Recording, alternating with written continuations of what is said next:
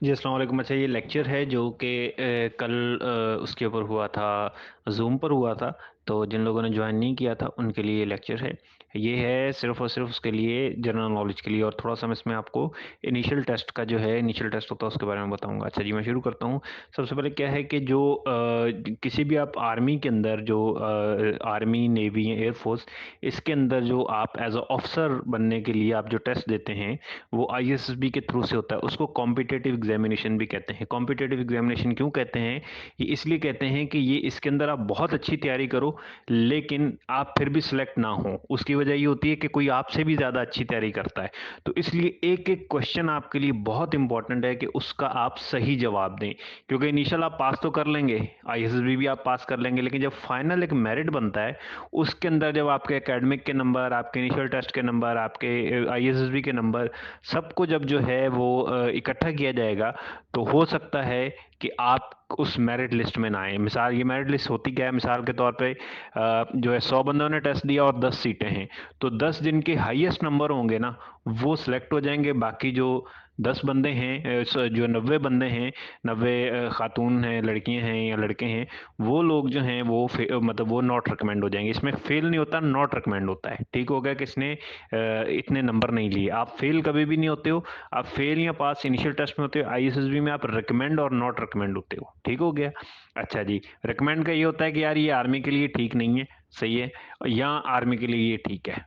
मतलब एक बंदा आर्मी के लिए या नेवी के, एयरफोर्स के लिए ठीक नहीं है, उसका ये हरगिज मतलब नहीं है कि वो किसी और फील्ड में भी नहीं जा सकता। ठीक है? इसलिए रिकमेंड और नॉट रिकमेंड होता है। तो इसलिए आपको रिकमेंड होने के लिए आपका एक-एक नंबर बहुत ज़्यादा इंपॉर्टेंट है, और ये चीज़ शुरू होती है आपके इनिशियल टेस्ट के साथ। इनिशियल टेस्ट में जो है, इसलिए इसको कॉम्पिटिटिव, क्योंकि कॉम्पिटिटिव एग्जामिनेशन कहते हैं, क्योंकि इसके अंदर कॉम्पिटिशन हो रहा होता है। एक बंदा है जिसने 90 नंबर लिए, और एक बंदा है जिसने 91 नंबर ले लिए। तो 91 नंबर वाला अगर सीट एक ही है, ठीक है, तो 91 नंबर वाले को रखा जाएगा, 90 नंबर वाले को नहीं रखा जाएगा। तो अब मुकाबला है, आपने मुकाबला करना है। आपने जो है, ये नहीं कि मैं पास नहीं होना, इसमें पास दिमाग में नहीं रखना। जब कॉम्पिटिटिव एग्जाम होता है, फिर उसमें मुकाबला होता है, उसमें वही पास होता है जिसके सबसे ज्यादा नंबर होते हैं। तो आपने पास नहीं होना, आपने सबसे ज्यादा नंबर लेने हैं। ठीक है? अच्छा, मैं अब आपको बताता हूँ। इनिशियल टेस्ट जो होता है, वो होता है आपकी एकेडमिक क्वालिफिकेशन चेक करने के लिए। ठीक है? और आपकी जो जनरल नॉलेज या जो जनरल एक अवेयरनेस है, कॉमन सेंस जिसको कहते हैं, वो चेक करने के लिए होता है। ठीक हो गया? और जो आईएसएस भी होती है, वो आपकी पर्सनैलिटी टाइप को असेस करने के लिए होता है। पर आईएसएस में मैं अलग से एक लेक्चर जो है वो मैं रिकॉर्ड करूंगा और मैं आपको भेज दूंगा। ठीक हो गया? और जो ये है फिलहाल इनिशियल टेस्ट पे, इनिशियल टेस्ट के कुछ पोर्शन होते हैं। सबसे पहला पोर्शन होता है वर्बल्स का। ठीक है? फिर होता है नॉन वर्बल। वर्बल जो टेस्ट होता है, जितने भी वर्बल टेस्ट होते हैं, ठीक है, इसके अंदर जो है आपको लेटर्स या आपको जो है अल्फाबेट्स मिलेंगे। ठीक हो गया? या आपको जो है वो क्या कहते हैं, जो गिनती के फिगर्स होते हैं वो मिलेंगे, जैसे 2, 4, 6, 8। ठीक है? और आगे खाली जगह होगी। तो अब आपने इनको, जो वर्बल है इसको करने का और नॉन वर्बल को भी करने का, आपको सिर्फ एक चीज होती है कि आपने इसमें ट्रेंड आइडेंटिफाई करना होता है कि ट्रेंड क्या है। अब वर्बल के अंदर आप देखो, ट्रेंड आप सारे जानते होंगे, वो चीज के जो से, जैसे कि एक गाड़ी है, वो जो है मुसलसल 100 की स्पीड पे आ रही है, पिछले उसने 2 घंटे से 100 किलोमीटर पर आवर की स्पीड से सफर किया। ठीक है? तो आपको पता चल गया यार ये ट्रेंड है, ये गाड़ी 100 किलोमीटर के हिसाब से ही चल रही होती है। तो अगर वो पूछेगा ना कि यार ये 100 किलोमीटर के हिसाब से गाड़ी जो है ना, वो 500 किलोमीटर कर चुकी है, तो अगला 100 किलोमीटर ये कितने टाइम में करेगी? तो आपको ट्रेंड पता है कि हर घंटे में गाड़ी ने 100 किलोमीटर किया है। ठीक है?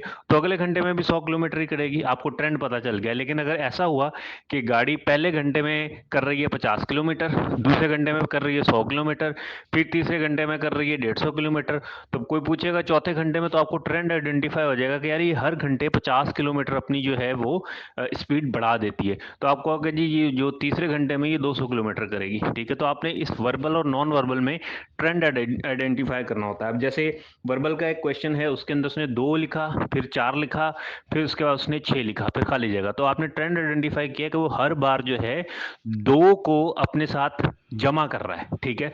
तो आप 2 जमा करते जाएंगे, आपको पता चलेगा आगे 8 है। अच्छा, अब उसने ये लिखा कि जी 2 लिखा, फिर उसने लिखा 4, फिर उसने लिखा 8, फिर आपने उसने लिखा 16। तो अब आप जो है आगे खाली जगह आ गई। अब आप उसका ट्रेंड आइडेंटिफाई करेंगे। आप ट्रेंड इस तरह आइडेंटिफाई करेंगे कि यार ये 2 इंटू 2 4, यानी ये मल्टीप्लाई कर रहा है, यानी कि जो पहले पुरान पीछे वाला जो फिगर जो वो है नंबर है, उसको अगले अगले उसको जो ना मल्टीप्लाई कर रहा है 2 से, और अगला नंबर आ रहा है। जैसे 2 था, उसको 2 से मल्टीप्लाई किया तो 4 आ गया, फिर 4 को 2 से मल्टीप्लाई किया तो 8 आ गया, 8 को 2 से मल्टीप्लाई किया 16। अब आपके पास ट्रेंड आ गया, ट्रेंड डी कोड हो गया। अब आपने क्या करना है, 16 को जब आप 2 से मल्टीप्लाई करेंगे तो आपको पता चलेगा कि इसका जवाब होगा 32, ठीक है। फिर इसी तरीके से वर्बल के अंदर कुछ इस तरह के भी क्वेश्चन होते हैं कि आपको जो है कोडिंग और डिकोडिंग दी जाती है। कोड मतलब उसने लिखा होगा कि जी ABCDE एज 1 2 3 4 5। अब आपने कहा कि जो ए है उसका इसने जो कोड नंबर है वो 1 है, बी का 2 है, सी का 3 है, और जो डी का 4 है, ठीक है। उन्होंने आपको एक कोड दे दिया। अब वो आपको कहेंगे कि भाई आप डी कोड करो Z/X को, ठीक है। तो अब आपको ये चीज़ याद होनी चाहिए कि ABC के अंदर कितने अल्फ़ाबेट हैं, ठीक है। तो आपको पता है ABC में 26 अल्फ़ाबेट्स हैं। तो आप जो है उसको डिकोड इस तरह करोगे, 26 यानी Z equals to 26, Y equals to 25 और X इक्वल्स टू 24, ठीक है। तो आप इस तरीके से डिकोड कर लोगे। फिर बाजू का जिस तरह होता है कि वो P का नंबर जो है दो के बजाय 4 कर देंगे, ठीक है। और C का नंबर जो है वो कुछ भी, यानी कि नंबर आपने पहले ही उसके ना ट्रेंड अगेन डिकोड करना है कि पहला जो अगर कोड दिया हुआ है, सही है, तो जैसे 5 6 7 8 दिया हुआ है और साथ ही लिखा हुआ है MNOP, सही है। तो आपको पता है M 13वां नंबर है, N 14वां नंबर है और O जो है वो 15वां नंबर है। तो आप इसको किस तरीके से जो है ना वो दूसरे उसमें ला सकते हैं, ठीक है। तो उस हिसाब से आपने उसको डिकोड करना है। तो इस टाइप के क्वेश्चन होते हैं वर्बल के अंदर। फिर नॉन वर्बल में आता है, नॉन वर्बल होता है तस्वीरी। जैसे हम इशारों से बात करते हैं ना, सारी चीज़ें तस्वीरी होती हैं, डिफरेंट किस्म के एंगल्स होते हैं, डिफरेंट वो होती हैं, शेप्स होती हैं, ठीक है। तो आपने अभी 2 या 4 या 5 या 6 शेप्स देखी, ठीक है। जो पहले 4 जैसे घड़ी की शेप है, उसमें पहले 12 बजे, फिर 3 बजे, फिर 6 बजे और फिर खाली जगह। तो आपने ट्रेंड फॉलो किया कि यार हर 15 मिनट, हर जो है ना 3 घंटे के बाद ये टाइम दिखा रही है घड़ी। तो आपको पता चल जाएगा कि ठीक है 3 घंटे बाद 9 बजते, तो अगला जवाब होगा 9, ठीक है। तो इस तरीके से आपने इसको जो है ये करना है। अच्छा, वर्बल और नॉन वर्बल का जो है एक ट्रिक है, वो है प्रैक्टिस। आप कम से कम वर्बल के 5000 क्वेश्चंस और कम से कम जो है नॉन वर्बल के 5000 क्वेश्चन, तो टोटल 10,000 क्वेश्चंस की आपने प्रैक्टिस करनी है, ठीक है। 10,000 क्वेश्चंस की आपके पास प्रैक्टिस हो जाएगी तो आपको तकरीबन 2000 ट्रेंड समझ में आ जाएंगी। मिसाल जैसे हमने वर्बल में देखा था 2 4 6 और खाली जगह, ये एक ट्रेंड है, यानी हर जगह पे 2 जमा कर रहा है, ये एक टाइप का ट्रेंड है। दूसरे ट्रेंड में वो ज़रब दे रहा था, ये दूसरे टाइप का ट्रेंड है। इस तरह 1000 वर्बल के ट्रेंड आपके दिमाग में आ जाएंगे और 1000 नॉन वर्बल के आ जाएंगे। अब आपके सामने कोई क्वेश्चन आएगा ना, ठीक है, आपका दिमाग फौरन टक टक टक उस पर ट्रेंड अप्लाई करेगा, एक ट्रेंड मैच होगा, आप फौरन उसको सॉल्व कर पाएंगे, ठीक है। तो इसमें एक ही इसका है जो ट्रिक है, वो है आपने इसके ऊपर जो है 5-5 हज़ार वर्बल और नॉन वर्बल की जो है वो प्रैक्टिस करनी है। फिर इसके साथ आप अपनी ABC को पूरा याद कर लें, उल्टा याद कर लें, सीधा याद कर लें, कौन सा ABC का जो लेटर है वो कितने नंबर पे है। C जैसे 30वें नंबर पे है, Z 26वें नंबर पर है, M 13वें नंबर पर है, ठीक है। तो ये चीज़ें आपने याद कर लेनी, रट्टा लगा लेना है। 20 तक के पहाड़े आपको रट्टा लगाओ, बिल्कुल सही पुख्ता याद हो, ताकि आपको उस दौरान की कैलकुलेशन के अंदर ना कोई पंगा ना आए। बस उस दौरान ठक ठक ठक डज, ठक ठक ठक डज, ये काम करना शुरू कर दें, ठीक है। यानी फौरन आपका दिमाग कैलकुलेटर की तरह चल रहा हो, और तभी चलेगा जब आपने सही वाले रट्टे लगाए हुए। तो एक क्वेश्चन हो गया वर्बल और नॉन वर्बल का, जिसको इंटेलिजेंस टेस्ट भी कहते हैं। ये आपका बेसिक जो है, ये इसलिए कहते हैं कि जी हमारे जो ऑफिसर्स हैं, ठीक है, उनकी क्या मेंटल लेवल है। अगर हम एक बंदे को रखेंगे तो क्या 2 जमा 4 जमा 6 वो चीज़ों को देखकर, दरख्तों को देखकर, ज़मीन की बनावट को देखकर वो आगे अंदाजे लगा सकता है कि मुझे किस तरह जंग लड़नी है, मुझे अपने जवानों को कैसे लड़वाना है। तो आपने जब भी प्रैक्टिस करनी है तो आपने जो आपके सामने लिखे हुए लफ्ज़ हैं उनको लफ्ज़ नहीं समझना, उनको अपने सिपाही समझना है, ठीक है।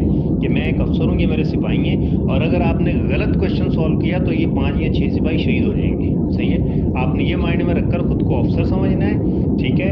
और उसके बाद बेशक वो जहाँ पर आप प्रैक्टिस कर रहे हैं ऊपर अपना नाम लिख लें, कैप्टन फलां, कैप्टन फलां, कैप्टन अफशा, कैप्टन असलम, उस तरह अपना नाम लिख लें, ठीक है। और फिर आप उन वर्ड्स को ऑर्डर दें कि आप इस तरीके से करें। अगर आपका गलत जवाब आया तो इसका मतलब हुआ आपने 5 या 6 सिपाही शहीद करवा दिए, आपके गलत ऑर्डर की वजह से शहीद हो गए। ठीक है, तो इस तरीके से आप करेंगे, थोड़ा सा जज्बा भी आएगा और आप एक तरीके से उसको सॉल्व भी कर लेंगे। अच्छा, उसके बाद आ जाता है जनरल नॉलेज, जो कि मेरा आज का मेन टॉपिक था, लेकिन मैं पूरा इनिशियल टेस्ट इसमें कवर कर देता हूँ। जनरल नॉलेज के अंदर क्या है, जनरल नॉलेज बेसिकली ये चाहते हैं कि जो हम जिस अफसर को हम भर्ती करें, जो हमारे पास अफसर हो, क्योंकि आप जब अफसर बनते हैं तो सिर्फ आप पाकिस्तान में नहीं, आप बाहर यूएन मिशन पे भी जाते हैं, इंडिया के अफसर के साथ भी आपकी बातचीत होती है, अमेरिका के अफसर के साथ भी आपकी बातचीत होती है। ठीक है, तो आपको एटलीस्ट जनरल नॉलेज का पता हो, कौन सा मुल्क कहाँ है, किस जगह कौन किसका बाप था, हिस्ट्री में कौन कैसे था, ताकि कल कोई आपके सामने किसी दूसरी मुल्क का अफसर बैठा हुआ हो, ठीक है, तो आप कोई ऐसी बात वो कर दे, किसी हिस्ट्री का रेफरेंस दे और आपको वो पता ही ना हो, ठीक है, तो वो पाकिस्तान की सुबकी होगी, पाकिस्तान की जलालत होगी आपकी वजह से।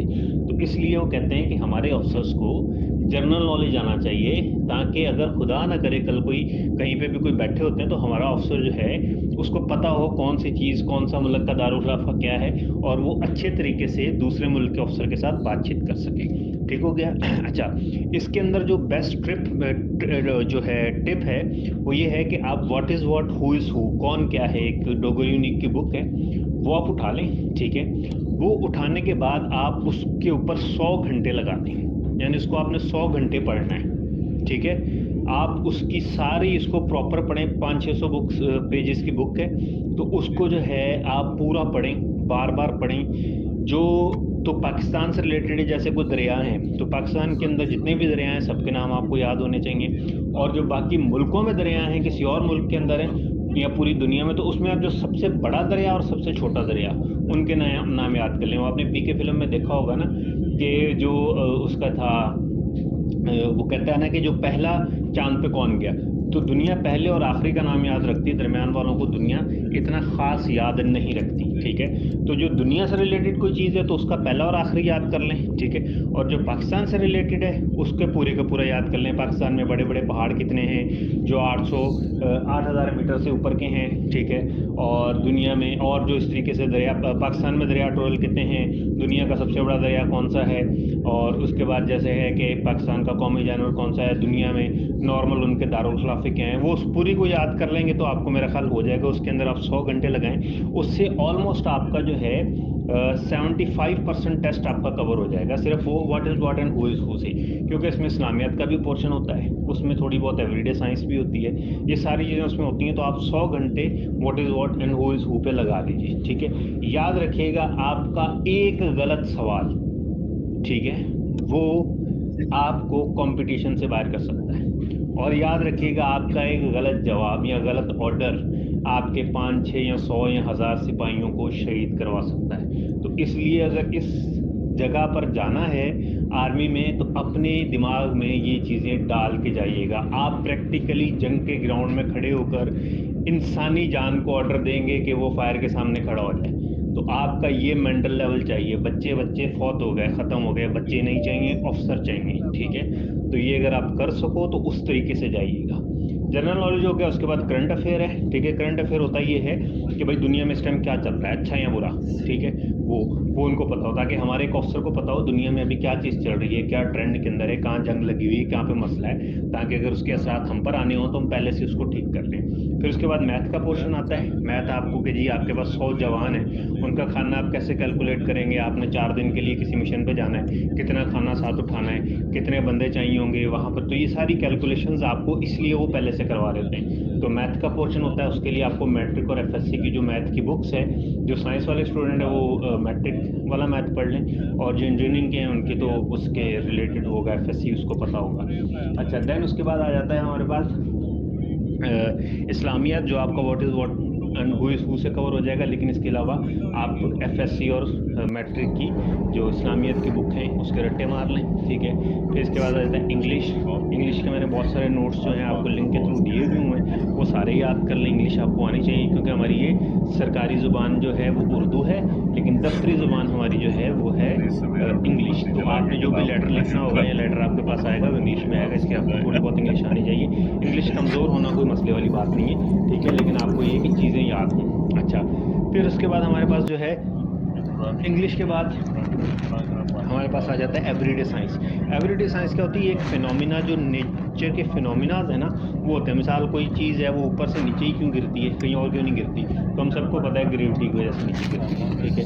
हमें पता है कि जी जो पानी है वो -4 डिग्री पे जमना शुरू हो जाता है। ये फेनोमेना ऑफ नेचर है ना, इसको अल्लाह ने बनाया है। हमें पता है कि जी वो जो लकड़ी है वो करंट पास नहीं कर सकती, लोहा कर सकता है, ठीक है। तो वो होती है एवरीडे साइंस। उसके भी नोट्स वगैरह हैं इसके अंदर, वो मैं आपको भेज दूंगा, और वो उसके ऊपर आप देख लीजिएगा। उसके अंदर से भी 8-10 क्वेश्चंस आ जाते हैं। और लास्ट बट नॉट लीस्ट वो ये है कि जो आपके एकेडमिक है, जैसे कोई इकोनॉमिक्स पढ़ा हुआ एफए पास है तो उससे जीडीपी के बारे में सवाल हो जाएगा। कोई फिजिक्स का है तो उससे जो है अपना फिजिक्स के मुतल्लिक कोई सवाल हो जाएगा कि पुली क्या होती है, और ये डिफरेंट फोर्सेस क्या होती हैं, Position इंट्रीफ्यूगल क्या till होती the है, aircraft सेंट्रीफ्यूगल comes क्या to a होती है। complete इस stop. तरह के उससे क्वेश्चन हो In जाएंगे। तो case ये of टोटल क्वेश्चंस evacuation, होते हैं आपके इनिशियल unfasten टेस्ट your के अंदर। seatbelt. एक एक Remove क्वेश्चन pointed बहुत and ज़्यादा high heel इंपॉर्टेंट है। shoes. आप हो Thank you सकता for है your 10 घंटे attention. पढ़ो रोजाना, लेकिन जीत वो जाएगा जो 11 घंटे पढ़ेगा, ठीक है। तो इसलिए ये नहीं सोचना इसमें कि मैंने बहुत पढ़ लिया, इसमें ये सोचना है कि किसी और ने मुझसे भी ज़्यादा पढ़ा हुआ है, इसलिए मैं इससे ज़्यादा से ज़्यादा टाइम दूँ, ठीक है। इसके अलावा मेरा नंबर है 0334289980।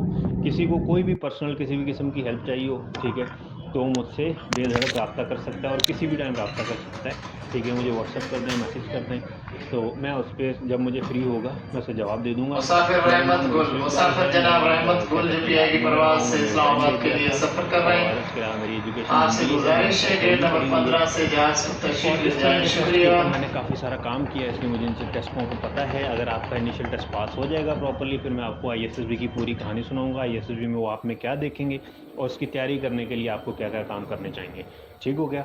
एक लास्ट टिप है जो आपके टेस्ट को काफ़ी हद तक कवर कर देगी, वो है डेली का न्यूज़। तो डेली का न्यूज़पेपर मिस ना करें, बिल्कुल भी मिस ना करें। जो भी आपको आज लगता है, जो भी लगता है, उसको आप पूरे का पूरा पढ़ लें, पूरे का पूरा पढ़ लें, उसको छोड़ना नहीं है आपने, ठीक है। और डेली पढ़ें, एक दिन पढ़ने से कुछ नहीं होगा, डेली पढ़ें, डेली पढ़ें, डेली पढ़ें, डेली पढ़ें, ठीक है। आपके करंट अफेयर अपडेट रहेंगे, आपकी जनरल नॉलेज आपको याद हो जाएगी, इस्लामियात के मुतालिक भी काफ़ी सारी चीज़ें होती हैं, तो आपको बहुत कुछ वहाँ से मिल जाएगा, ठीक है जी। बाकी दुआ में याद रखिएगा, अगला लेक्चर मैं इंशाल्लाह जल्दी दूंगा।